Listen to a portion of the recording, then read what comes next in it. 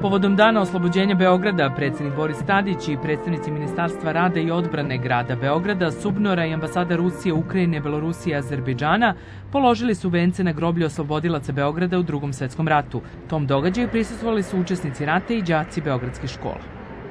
21. divizija Uršumija, 17-14. 85. mi je godina, svake sam godine ovde. A trebalo bi da budu i đaci ovde. Pa bilo je đaka, dozvolite, đaka je bilo ovde i prosto su se đaci čudili, želi su da vas vide.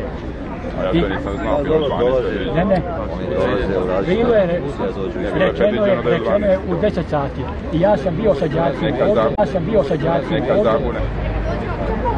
I kad se probudite se ovako lepi? Da. Jel idete kod zubara? Da. Sve, slušate roditelje, učite. Doma ste se radili, jutro ste se probudili rano, radili ste matematiku. Neću, sada se potpisujem. Ne, ovako ću. Jedno veliko stavit ću ovdje ću stavim gomilu ovih potpisa, a vi ćete onda da podijelite. Ja ću da podijelim. Ali lepo da iseckate, važi? Dobro, ja moram da idem. Nećete da sad